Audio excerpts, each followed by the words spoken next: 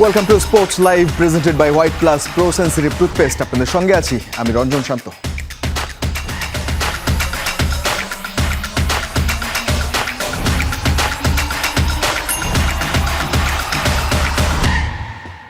শুরুটা বাংলাদেশ আর অস্ট্রেলিয়া একাদশের প্রস্তুতি ম্যাচ দিয়ে করতে চাই। কন্ডিশন অনুযায়ী প্রস্তুতি ম্যাচে ভালো বোলিং করেছে বাংলাদেশ। নিজের পারফরমেন্সে সন্তুষ্ট পেসার হাসান মাহমুদ। এদিকে ব্যাটিংয়ের সময় আঙুলে চোট পাওয়া তাইজুল ইসলাম এখন আছেন পর্যবেক্ষণে। 3 দিনের প্রস্তুতি ম্যাচে অস্ট্রেলিয়া একাদশের বিপক্ষে 73 রানে পিছিয়ে থেকে দ্বিতীয় দিনের খেলা শেষ করেছে বাংলাদেশ। 3 দিনের একমাত্র প্রস্তুতি ম্যাচে মেহেদী হাসান মিরাজের সেঞ্চুরির পরও বড় স্কোর যে করতে পারেনি বাংলাদেশ তা যেন বুঝিয়ে দিয়েছে অজিতের ব্যাটিং। প্রথম ইনিংসে টাইগারদের 263 রানের জবাবে দ্বিতীয় দিনে টগুয়ে উইলির সেঞ্চুরি আর জ্যাক ডুরান, কুর্টিস প্যাটারসনদের 50-তে 355 রানের বড় সংগ্রহই পেয়েছে অস্ট্রেলিয়া একাদশ। খালেদ এবাদত তাসকিনরা যেখানে ওয়ানডের মতো রান খরচা করেছেন, সেদিক থেকে 3-এর কম ইকোনমিতে 4 উইকেট নিয়ে সেরা বোলিং করেছেন হাসান মাহমুদ। ব্যক্তিগত পারফরমেন্সে খুশি থাকলেও হাসানের মতে কন্ডিশন অনুযায়ী পুরো বোলিং ডিপার্টমেন্টই ভালো করেছে। আমরা খুবই ভালো শুরু করেছি এবং বোলাররা খুবই ভালো লাইন লেন্থ মেনটেন করে বোলিং করেছে এবং এখানে কন্ডিশন খুবই ভালো, বাউন্স এবং সুইং হচ্ছে। বোলিং পয়েন্ট অফ ভিউ থেকে বলতে গেলে যদি বলি যে আমরা আসলে বোলিং হিসেবে আমরা সবাই ভালো বোলিং করার চেষ্টা করেছি এবং আমি স্পেশালি লন্ডনেও ইউকের যে কন্ডিশন আছে এবং অস্ট্রেলিয়ার যে কন্ডিশন, দুটোকে আমি বলবো যে সিমিলার কন্ডিশন। এদিকে ব্যাট করার সময় আঙ্গুলে চোট পেয়েছিলেন তাইজুল ইসলাম, যার কারণে বোলিংয়ে নামতে পারেননি এই বাঁহাতি স্পিনার। তাইজুল এখনও পর্যবেক্ষণে আছেন, জানিয়েছে বিসিবির ফিজিও বায়েজিদ ইসলাম। তাইজুল ইসলামের গতকালকে ব্যাটিং করার সময় হাতে একটা বলিং ফিঙ্গারে ব্যথা লাগছে, বল কন্টিনিউশন হয়েছে, তো তারপর থেকে আমরা ওইটাকে একটু ব্যান্ডেজ করে রাখছি, অফ রাখা হয়েছে, আজকে পুরো দিন রেস্টে রাখা হয়েছে, আগামীকালকে আবার অবজার্ভ করবো। প্রথম ইনিংসে মিরাজ ছাড়া ব্যাট হাতে কেউই দিতে পারেননি সেরাটা। 92 রানে পিছিয়ে থেকে দ্বিতীয় ইনিংসে ব্যাট করতে নেমে 2 উইকেটে 19 রান নিয়ে দিন শেষ করেছে সফররতরা। হাসান আল মারুফ, যমুনা স্পোর্টস। 2003 সালে অস্ট্রেলিয়া সফর করেছিল বাংলাদেশ। জুলাই অগস্টের সেই সফরে 2টো টেস্ট ইনিংস ব্যবধানে হেরে যায় বাংলাদেশ এবং 3টা ওয়ানডে, স্বাভাবিকভাবে সেই 3টা ওয়ানডেতেও হেরেছিল। তবে 23 বছর পর এখন নতুন এক বাংলাদেশ অস্ট্রেলিয়া সফরের জন্য শুভকামনা থাকবে। এদিকে বাংলাদেশ এইচপি অনূর্ধ্ব 23 দলের বিপক্ষে খেলতে বাংলাদেশে এসেছে মালয়েশিয়া জাতীয় দল। সেই দলটার অধিনায়ক সৈয়দ আজিজ আবার বাংলাদেশের জামাইও। 2025 সালে চট্টগ্রামের মেয়ে রওনাক নওয়ারের সাথে বিবাহ বন্ধনে আবদ্ধ হন আজিজ। বাংলাদেশিদের মুখে দুলাভাই ডাক শুনে বেশ আপ্লুত হন আজিজ। শিখে নিচ্ছেন বাংলা ভাষাটাও। বিস্তারিত আফনান পিয়ালের প্রতিবেদনে। আমি এখানে আসছেন অনেক ভালো লাগে বাংলাদেশের। আমি একটু বাংলা পারি। দুলাভাই আসছেন, দুলাভাই কেমন আছেন, ভাবি কি করেন, দুলাভাই কিছু খাইছো। মালয়েশিয়ার ক্রিকেটারের মুখে স্পষ্ট বাংলা, ঘটনা কি? So we tried to balance one Eid in Malaysia and one Eid in Bangladesh, so we both has, Bangladesh এইচপিও অনূর্ধ্ব 23 দলের বিপক্ষে খেলতে বাংলাদেশে এসেছে মালয়েশিয়া জাতীয় দল। সেই দলটার অধিনায়ক সৈয়দ আজিজ আবার বাংলাদেশের জামাইও। 2023 সালে মালয়েশিয়ায় আজিজের পরিচয় হয় বাংলাদেশের রওনাক নওয়ারের সাথে। 2 বছর বাদে চট্টগ্রামে দুজনের বিয়ে হয়। সেই অনুষ্ঠানে অংশ নিতে বাংলাদেশে এসেছিলেন আজিজের পরিবারের সদস্যরা, এসেছিলেন তার সতীর্থরাও। ভালোবাসা আসলে কি না পারে। We met in Malaysia itself, didn't know much about the background and not sure whether to come to Bangladesh and do this, but somehow the parents, the families were together and two cultures came together and came for a solution to go ahead with the marriage, and I'm really happy ever since that happened, so it is such a blessing to have such a wife, of course my wife, and really happy. যে শহরে নতুন ঘর পেতেছেন সেই চট্টগ্রামে আগেও cricket খেলতে এসেছিলেন Aziz. Top level ক্রিকেটে নিজের প্রথম 50টাও সেই চট্টগ্রামে, সেটাও ভারতের মতো দলের বিপক্ষে 2017 ইমার্জিং এশিয়া কাপে। আর এখন তো নিয়মিতই আসেন চট্টগ্রামের রাস্তায়, যখন ঘোরাফেরা করেন এলাকার জামাই হিসেবে খুনসুটিও বেশ জমে। But I did come to Bangladesh in 2017 for Asia Cup Rising Stars. We were playing in Chittagong. I came at that tour. Chittagong, your in-laws house. Yeah, it's a coincidence that I scored my first 50 in the highest level was in Chittagong, and now I'm married in Chittagong, so it's definitely special. Anytime they see me, anywhere they see me, whether it's in the ground or outside or anywhere, always be like, Dulabhai Ashton, you know, Dulabhai kemon ashen, Babi ki koren, Dulabhai kichu kaiso, this, that, they've been very আজিজের জন্ম মালয়েশিয়ায়। ভারতীয় বাবা ও Malaysian মায়ের সন্তান আজিজের school লেভেলের পড়াশোনা আবার চেন্নাইয়ে। ক্রিকেটের প্রাথমিক পাঠটা সেখানেই নেয়া। বাঁহাতি ব্যাটিংয়ের সঙ্গে ডানহাতি মিডিয়াম ফাস্ট বোলিং করেন বলে বেন স্টোকসকে আলাদাভাবে পছন্দ। আন্তর্জাতিক ক্রিকেটে বিরল একটা রেকর্ডেরও অংশীদার আজিজ। আন্তর্জাতিক টি-20-তে 3000 রান ও 50 উইকেট নেয়া এলিট লিস্টে 27 বছর বয়সী এই cricketer. As a cricketing idol, I can say Ben Stokes is one. And of course, I like a lot of Bangladeshi players as well. I'm really loving with Nazmul Hossain Shantu is a left-hander, good cricketer, and Yasir Ali Rabbi, of course, you know, big hard-hitting guy. So যার জন্য বাংলাদেশে আজিজের এত জনপ্রিয়তা বেড়েছে, অফিসের ব্যস্ততায় প্রিয়তমা সেই স্ত্রীকে এই সফরে কাছে পাচ্ছেন না আজিজ, যদিও তার পরিবারের সদস্যরা আসবেন, ম্যাচ উপভোগ করবেন। আফনান পিয়াল, যমুনা স্পোর্টস, ঢাকা। যাচ্ছি ফুটবল প্রসঙ্গে। এবার সরাসরি ফিফা সভাপতি ইনফান্তিনোর পদত্যাগ চাইল নরওয়ে ফুটবল। বিশ্ব ফুটবলের সর্বোচ্চ নিয়ন্ত্রক সংস্থায় নেমে এসেছে এক চরম রাজনৈতিক ঝড়। বিশ্বকাপ সহ ফুটবলের মেগা ইভেন্টগুলোর বাণিজ্যিক স্বত্ব বেসরকারি কোম্পানির কাছে বিক্রির এক বিতর্কিত পরিকল্পনা ফাঁস হওয়ার পর ব্যাকফুটে ফিফা সভাপতি ইনফান্তিনো। 2016 সাল থেকে ফিফা সভাপতির দায়িত্বে আছেন সুইস ইতালীয় আইনজীবী জিয়ান্নি ইনফান্তিনো। বিশ্বকাপ পরবর্তী সময় থেকে ইনফান্তিনোর উপর চটে ছিল নরওয়ে ফুটবল ফেডারেশন। এবার ফিফা সভাপতির উপর পুরোপুরি অনাস্থা জানিয়েছে এনএফএফ। গত সপ্তাহে বিশ্বকাপের বাণিজ্যিক স্বত্ব বেসরকারি কোম্পানির কাছে বিক্রির একটি গোপন পরিকল্পনা ফাঁস হয়। যদিও তীব্র সমালোচনার মুখে পড়ে সেই পরিকল্পনা বাতিল করা হয়, তবুও এর রেশ কাটেনি। উয়েফা এখনও বয়কটের সিদ্ধান্তে অনড়। আর এবার নরওয়ে ফুটবল ফেডারেশনের মাসিক বোর্ড সভা শেষে সংস্থার প্রধান লিসা ক্লাভনেস সরাসরি ইনফান্তিনোর পদত্যাগের আহ্বান জানালেন। বর্তমান পরিস্থিতিতে ফিফাকে স্থিতিশীলভাবে পরিচালনা করার জন্য যে প্রাতিষ্ঠানিক আস্থা প্রয়োজন তা তার নেই। জিয়ান্নি ইনফান্তিনোর আর পেছনে ফেরার পথ নেই। আমরা ফিফা সভাপতিকে এখনই পদত্যাগ করার আহ্বান জানাচ্ছি। এই ইস্যুতে আন্তর্জাতিক ফুটবল বিশ্ব এখন দুই মেরুতে বিভক্ত। ইংল্যান্ড, ক্রোয়েশিয়া ও আলবেনিয়ার মতো দেশগুলো ইনফান্তিনোর উপর থেকে নিজেদের সমর্থন প্রত্যাহার করে নিয়েছে।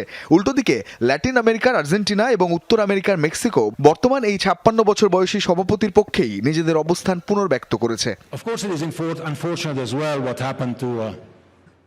শুধু এই বাণিজ্যিক সংকটই নয়, 2022 সাল থেকে ইনফান্তিনোর নানা বিতর্কিত সিদ্ধান্তের বিরুদ্ধে সোচ্চার লিসা ক্লাভনেস।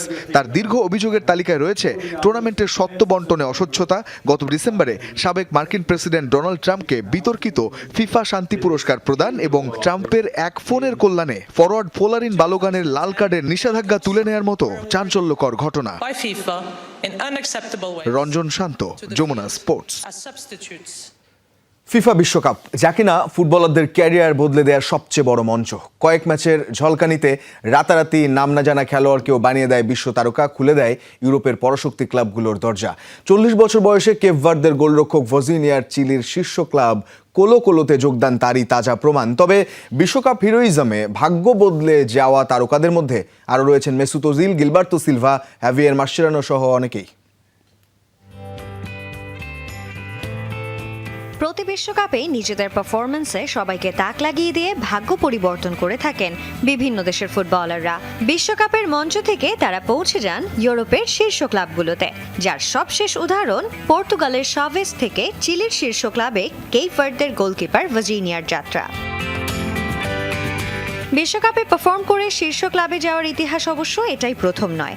2010 দক্ষিণ আফ্রিকা বিশ্বকাপে জার্মানির 21 বছর বয়সী তরুণ মেসুত ওজিল তার দূরদর্শী পাস আর দুর্দান্ত খেলা দিয়ে নজরে আসেন ফুটবলের অভিজাতদের।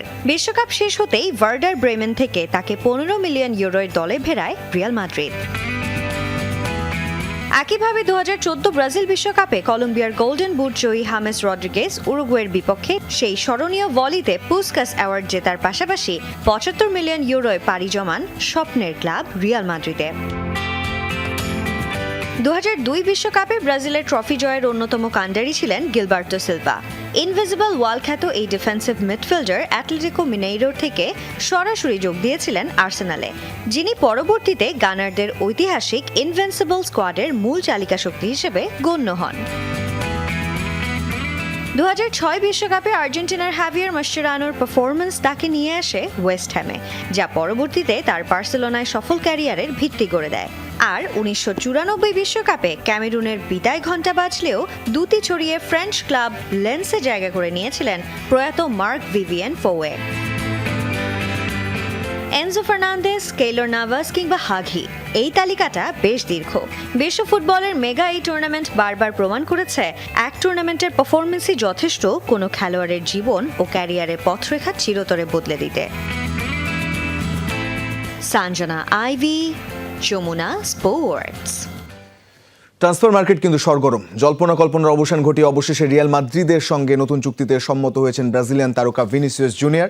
2032 সালের জুন পর্যন্ত সান্তিয়াগো বার্নাবুতেই থাকছেন তিনি। অন্যদিকে ইউরোপের দলবদলের বাজারে নতুন আলোচনার জন্ম দিয়েছেন স্পেনের মিডফিল্ডার রদ্রি। রিয়াল মাদ্রিদে যোগ দেওয়ার গুঞ্জন ভেঙে এবার তার গন্তব্য হতে পারে বার্সেলোনা।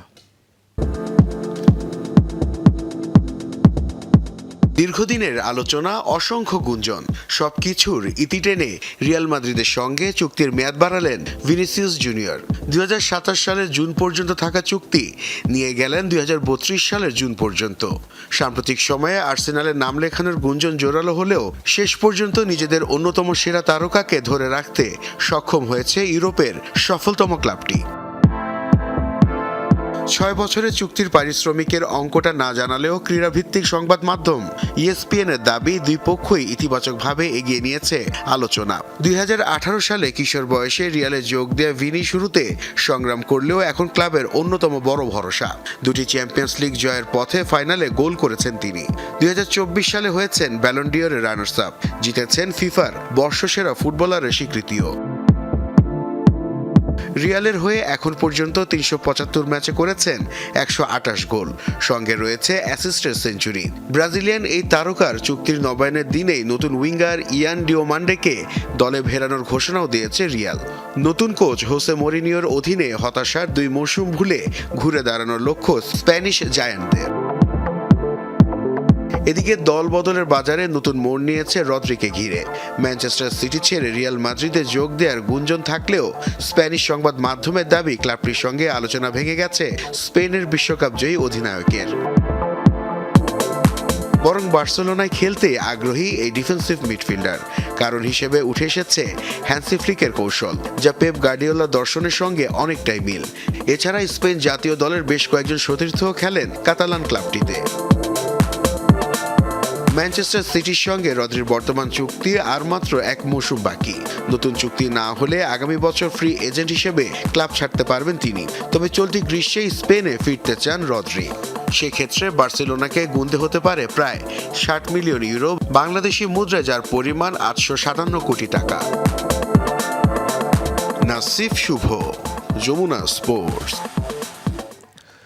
দক্ষিণ কোরিয়া ফুটবল অ্যাসোসিয়েশনের বিরুদ্ধে গুরুতর অনিয়মের অভিযোগ উঠেছে। বিদেশি রেফারি ও ম্যাচ কমিশনারদের জন্য যৌন সেবার ব্যবস্থা করার অভিযোগে তীব্র বিতর্কে পড়েছে সংস্থাটি। দেশটির সংবাদ মাধ্যমে প্রকাশিত তথ্য অনুযায়ী 2011 থেকে 2012 সালের মধ্যে অনুষ্ঠিত বিশ্বকাপ ও অলিম্পিক বাছাই পর্বের 7টি আন্তর্জাতিক ম্যাচে দায়িত্ব পালন করা কয়েকজন বিদেশি রেফারি ও ম্যাচ কমিশনারের জন্য এই ব্যয় বহন করা হয়েছিল। ওই সময় দক্ষিণ কোরিয়া 5 ম্যাচে জয় পায় এবং 2টি ম্যাচ ড্র করে। ফলে অনৈতিক আতিথেয়তার মাধ্যমে ক্রীড়াগত সুবিধা নেওয়া হয়েছিল কিনা তা নিয়েও প্রশ্ন উঠছে। যদিও ঘটনাটি প্রায় 15 বছর আগের হওয়ায় ফিফার নৈতিকতা বিধিমালার সময়সীমা পেরিয়ে গেছে এবং আনুষ্ঠানিক শাস্তির সম্ভাবনা কম। ইয়ান দিওমান্দে 125, কুকুরেয়া 55 মিলিয়ন, সব মিলিয়ে এখন পর্যন্ত 225 মিলিয়ন ইউরো খরচ করে 6 ফুটবলার দলে ভিড়িয়ে স্কোয়াডের শক্তি বৃদ্ধি করেছে রিয়াল মাদ্রিদ। কিন্তু তারপরও দলটির সবচেয়ে বড় দুর্বলতা পূরণ হয়নি। সেটি হলো একজন ডিপ লাইন প্লে মেকারের ঘাটতি, যেটা দূর হতো রদ্রিকে দলে ভেড়ালে। তাই তো ক্ষুব্ধ রিয়াল সমর্থকরা। Marc Cucurella, Denzel Dumfries, Bernardo Silva, Ibrahima Konate, Carlos Espi, Yan দিওমানদের মতো একঝাঁক ফুটবলার দলে ভিড়িয়ে চলমান সামার ট্রান্সফার উইন্ডোতে আলোড়ন সৃষ্টি করেছে রিয়াল মাদ্রিদ। সেই সাথে আবার ভিনিসিয়াস জুনিয়রের সাথেই বহুল আলোচিত চুক্তি নবায়ন করে ফেলেছে লস ব্লাঙ্কোসরা। সব মিলে আবারও রিয়ালের ডেরায় ফিরছে গ্যালাকটিকো অধ্যায় বলাই যায়। তবে প্রশ্ন হচ্ছে, রিয়াল মাদ্রিদ যে সমস্যাগুলোর কারণে গত 2 মৌসুম ট্রফিহীন থেকেছে সেগুলোর সমাধান হয়েছে কি? গত 2 মৌসুমে রিয়াল মাদ্রিদের অন্যতম বড় সমস্যার জায়গা ছিল ডিফেন্স। রুডিগার, মিলিতাও, আলাবার ইনজুরি খুব ভুগিয়েছে দলকে। তরুণ ডিন হাউসেন প্রত্যাশা পূরণ করতে পারেননি। রাউল আসেন্সিওর ফর্ম ছিল বাজে। সেই সমস্যা কাটাতে সেন্টার ব্যাক ইব্রাহিম কোনাতের অন্তর্ভুক্তি যৌক্তিক। রাইট ব্যাক কারভাহালের বিদায়ের পর ডেনজেল ডামফ্রাইজের অন্তর্ভুক্তি বাড়িয়েছে দলের শক্তি। সেই সাথে মার্সেলোর ঘাটতিটা অবশেষে হয়তো পূরণ করতে যাচ্ছেন মার্ক কুকুরেয়া। গ্যারেথ বেলের পর একজন জেনুইন রাইট উইঙ্গারের অভাব ছিল রিয়ালের। সেই ঘাটতি মেটাতে স্পিডি ইয়ন দিওমানদেকে দলে নিয়েছে রিয়াল মাদ্রিদ। সেই সাথে versatile Portuguese footballer Bernardo Silva আর ট্র্যাডিশনাল নাম্বার 9 কার্লোস এসপিকে দলে ভিড়িয়ে অনেক ঘাটতি পূরণ করতে পেরেছেন কোচ হোসে মরিনিও। কিন্তু চেকলিস্টে এত কিছু পূরণ করার পরও এখন পর্যন্ত সবচেয়ে বড় ঘাটতি কিন্তু মেটাতে পারেনি রিয়াল মাদ্রিদ, আর সেটা হলো সেন্টার মিডফিল্ড বা deep line playmaker position. Ronaldo বেনজেমার ঘাটতিটা ততটা প্রভাব ফেলেনি রিয়ালে, কিন্তু টনি ক্রুস আর লুকা মডরিচের অভাবটা এখন পর্যন্ত প্রায় প্রতি ম্যাচেই অনুভব করে যাচ্ছে মাদ্রিদ। আক্রমণে এমবাপ্পে, ভিনি, দিওমানদে ত্রাস ছড়াবে নিশ্চিত, কিন্তু তাদের বল যোগান দেবে কে? সে সমস্যার সমাধান হতে পারত বিশ্বকাপ জয়ী রদ্রি, কিন্তু রিয়াল ভিনি আর দিওমান্দিকে নিয়ে এতটাই ব্যস্ত ছিল যে গুরুত্ব না পাওয়ায় রদ্রির সিদ্ধান্ত বদলে এখন যোগ দিতে যাচ্ছেন বার্সেলোনায়। তাই তো বার্সার কাছ থেকে লিগ শিরোপা পুনরুদ্ধারের লড়াইয়ে এখনও পিছিয়ে রিয়াল। রদ্রিকে হারানোর সংখ্যায় দারুণ ক্ষুব্ধ রিয়াল ভক্তরা। সামাজিক যোগাযোগ মাধ্যমে ক্লাব সভাপতি পেরেসকে দুয়ো দিয়ে যে কোনো মূল্যে রদ্রিকে দলে নেবার দাবি জানাচ্ছেন তারা। হাসানুর রহমান, যমুনা স্পোর্টস। আগামী 1 মাসের মধ্যে আরও 200 জন ক্রীড়াবিদকে ক্রীড়া ভাতার আওতায় আনছে যুব ও ক্রীড়া মন্ত্রণালয়। মোট 500 জনকে 1 লাখ টাকা করে দেবে সরকার। পারফরমেন্স ভালো না করায় বর্তমান তালিকা থেকে বাদ পড়ছেন কেউ কেউ। শুধু তাই নয়, নতুন বছর থেকে র্যাঙ্কিংয়ের ভিত্তিতে দেয়া হবে ক্রীড়া ভাতা। যমুনা টেলিভিশনকে জানিয়েছেন জাতীয় ক্রীড়া পরিষদের নতুন পরিচালক জাহিদ পারভেজ চৌধুরী। আগেই মাসিক 1 লাখ টাকা করে ক্রীড়া ভাতার আওতায় এসেছিলেন 300 জন ক্রীড়াবিদ। আগামী 1 মাসের মধ্যে ভাতার আওতায় আসছেন আরও 200 জন। মোট 500 জনের পারফরমেন্স যাচাই করছে রিভিউ কমিটি। বর্তমানে যারা পাচ্ছেন তাদের মধ্য থেকেও কেউ কেউ বাদ যাবেন। চলতি মাসেই তালিকা চূড়ান্ত করার প্রচেষ্টা জাতীয় ক্রীড়া পরিষদের। যাতে বাছাইটা কমিটি করা আছে, কমিটির মাধ্যমে হবে। আবার আমরা ফেডারেশন গুলোকে এখানে নতুন একটা পরিকল্পনা নিয়েছি যে প্রত্যেকটা ফেডারেশনের খেলোয়াড়দের র্যাঙ্কিং এর আওতায় আনতে হবে আর কি। তো র্যাঙ্কিং এর আওতায় যখন আমরা নিয়ে আসবো, তো আমাদের বাছাই প্রক্রিয়াটা সহজ হয়ে পড়বে। বুঝতে পেরেছেন? অলরেডি আগামী রবিবারে আমরা চিঠি ইস্যু করবো প্রত্যেকটা ফেডারেশনকে যে খেলোয়াড়কে র্যাঙ্কিং এর, তাদের প্রত্যেকটা খেলোয়াড়কে র্যাঙ্কিং এর আওতায় আনতে হবে। তবে আগামীতে ফেডারেশন যাদের নাম দিবে তারাই 1 লাখ টাকা পাবেন এমন হচ্ছে না, বরং মাঠে খেলেই নিজেকে প্রমাণ করতে হবে। র্যাঙ্কিংয়ে যারা এগিয়ে থাকবে তারাই কেবল টাকা পাবেন। এই নিয়মে আগামী মাস থেকে টাকা পেতে যাচ্ছে দাবা ও টেবিল টেনিস ফেডারেশন। বাকি ফেডারেশনগুলো এই নিয়মের আওতায় আসবে নতুন বছর থেকে। আমাদের যেগুলো বর্তমান আছে এগুলো রিভিউ হওয়ার সুবিধা আছে, সেখানে হয়তো কিছু ইন আউট হতে পারে। তবে ফুটবল, হকির মতো খেলাগুলোতে খেলোয়াড়দের নিজস্ব কোনো র্যাঙ্কিং নেই। এমন খেলাগুলোর সেরাদের তালিকা কিভাবে করা যায় ভাবছে যুব ক্রীড়া মন্ত্রণালয়। খেলোয়াড় গড়ার কারিগর কোচদের ক্রীড়া ভাতার আওতায় আনার ঘোষণা দিলেও তা চলতি বছর বাস্তবায়ন হচ্ছে না। মেহেদি নাইম, যমুনা স্পোর্টস, ঢাকা। ক্রিশ্চিয়ান কুটি রোমেরোকে দলে ভেড়াতে নতুন প্রস্তাব দিয়েছে অ্যাটলেটিকো মাদ্রিদ। টটেনহ্যামের সঙ্গে ক্লাব টু ক্লাব আলোচনা করছে অ্যাটলেটিকো। রোমেরোকে নিজেদের প্রধান ট্রান্সফার হিসেবে বিবেচনা করছে স্প্যানিশ ক্লাবটি। প্রথম প্রস্তাব প্রত্যাখ্যান হওয়ার পর নতুন একটি অফার দিতে যাচ্ছে অ্যাটলেটিকো। এরই মধ্যে 2 ক্লাবের মধ্যে আনুষ্ঠানিক আলোচনা চলছে। পাশাপাশি খেলোয়াড় পক্ষের সঙ্গেও যোগাযোগ অব্যাহত রয়েছে বলে জানিয়েছে বেশ কিছু গণমাধ্যম। সবকিছু ঠিক থাকলে শিগগিরই টটেনহ্যামের কাছে নতুন প্রস্তাব পাঠাবে অ্যাটলেটিকো মাদ্রিদ। নতুন ভূমিকায় উরুগুয়ের ফুটবলে যুক্ত হলেন দেশটির সাবেক তারকা ফুটবলার দিয়েগো ফোরলান। জাতীয় দল ও অনূর্ধ্ব 20 দলের প্রধান কোচ হিসেবে তাকে নিয়োগ দিয়েছে উরুগুয়ে ফুটবল অ্যাসোসিয়েশন। মার্সেলো রিয়েলসার স্থলাভিষিক্ত হয়ে অবিলম্বে দায়িত্ব শুরু করবেন 2010 বিশ্বকাপে গোল্ডেন বল জয়ী এই তারকা। দেশটির ফুটবল অ্যাসোসিয়েশন বলছে, খেলোয়াড় হিসেবে দেশের ফুটবলে অবিস্মরণীয় অবদান রাখা ফোরলান এবার কোচ হিসেবে নিজের অভিজ্ঞতা ও নেতৃত্ব দিয়ে দলকে এগিয়ে নেবেন। উরুগুয়ের হয়ে 112 ম্যাচ খেলা ফোরলান 2010 বিশ্বকাপে করেন 5 গোল, পাশাপাশি 2011 কোপা আমেরিকা জয়ে রেখেছিলেন গুরুত্বপূর্ণ অবদান। খেলোয়াড়ি জীবন শেষে 2019 সাল থেকেই কোচিংয়ে যুক্ত আছেন ম্যানচেস্টার ইউনাইটেড ও অ্যাটলেটিকো মাদ্রিদের সাবেক এই ফরওয়ার্ড। লিওনেল মেসির অবসর নিয়ে জল্পনার মধ্যেই মুখ খুলেছেন আর্জেন্টিনা ফুটবল অ্যাসোসিয়েশনের সভাপতি ক্লদিও তাপিয়া। মেসির ভবিষ্যৎ নিয়ে সিদ্ধান্ত পুরোপুরি তার নিজের বলেই মন্তব্য করেছেন তিনি। এএফএ সভাপতি ক্লদিও তাপিয়া বলেছেন, এই সিদ্ধান্ত সম্পূর্ণ মেসির ব্যক্তিগত বিষয় এবং তাকে কোনো চাপ না দিয়ে নিজের মতো সিদ্ধান্ত নেওয়ার সুযোগ দেওয়া উচিত। 2026 বিশ্বকাপে 8 গোল ও 4টি অ্যাসিস্ট করে আর্জেন্টিনাকে ফাইনালে তুলতে বড় ভূমিকা রাখেন মেসি। তাপিয়া জানান, পুরো টুর্নামেন্টে দলের পথপ্রদর্শক ছিলেন আর্জেন্টাইন অধিনায়ক এবং তার পারফরমেন্স ছিল অসাধারণ। পাশাপাশি বিশ্বকাপ জুড়ে মেসির সঙ্গে কাটানো প্রতিটি মুহূর্ত ও ম্যাচ শেষে আলিঙ্গনের স্মৃতিও আজীবন মনে রাখবেন বলে জানিয়েছেন এএফএ সভাপতি।